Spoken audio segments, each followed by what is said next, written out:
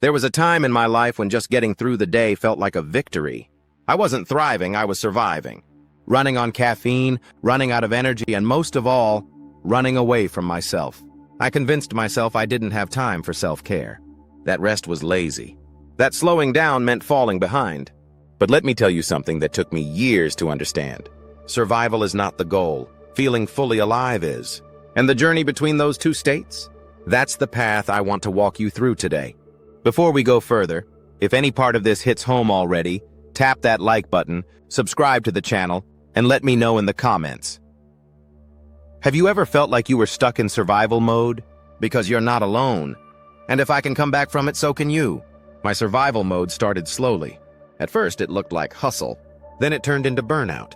Skipping meals, sleeping 4 hours a night, saying yes to everything, and feeling constantly on edge. The worst part? I thought this was normal. I thought being strong meant ignoring the warning signs my body was screaming. But strength isn't about how much pressure you can take. It's about how deeply you're willing to care for yourself when no one else is watching. The breaking point came one morning when I opened my eyes and felt nothing. Not excitement, not purpose, just numbness. I realized I had everything I thought I wanted, but I felt more disconnected than ever. That's when I started making tiny changes. Not a total life overhaul. Just one breath, one habit, one promise to myself at a time. The first step? Permission. I gave myself permission to rest, to eat slowly, to walk instead of rush, to sleep without guilt. I stopped romanticizing being busy and started romanticizing being present. Then I rebuilt my morning routine. Nothing fancy. Just waking up a bit earlier, drinking water before coffee, taking 5 deep breaths and stretching for 2 minutes. That's it. But those few minutes of intention started shifting my entire day. If you're still watching, it means this message is resonating.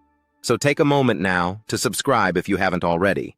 It really supports the channel, and it lets me know to keep creating more content like this. Next came food.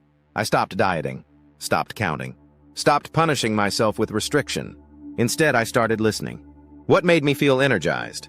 What drained me? What comforted me short-term but left me foggy long-term? This wasn't about perfection, it was about curiosity. I began eating meals I actually looked forward to, without guilt. I slowed down, chewed fully, ate with gratitude. These tiny acts became a form of self-respect. Then came movement. I dropped the idea that a workout needed to destroy me to be effective. Instead, I asked, how can I move today in a way that feels like a gift, not a punishment? Sometimes that looked like a slow walk. Sometimes yoga. Sometimes dancing around my kitchen like no one was watching. Health isn't one size fits all. It's a relationship, and like any healthy relationship, it thrives on consistency, kindness, and care.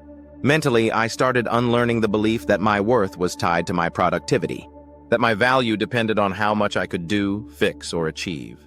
Instead, I practiced being still. I journaled. I turned off my phone at night.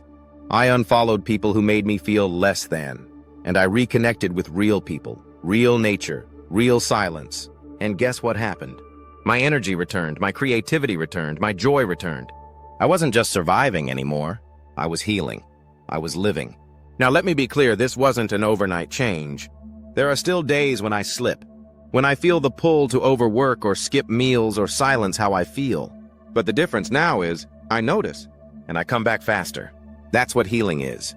Not perfection, not control, but coming back to yourself over and over again. So if you're in a season where you're running on empty, where every day feels like a fight, please hear me when I say, you don't have to live that way forever.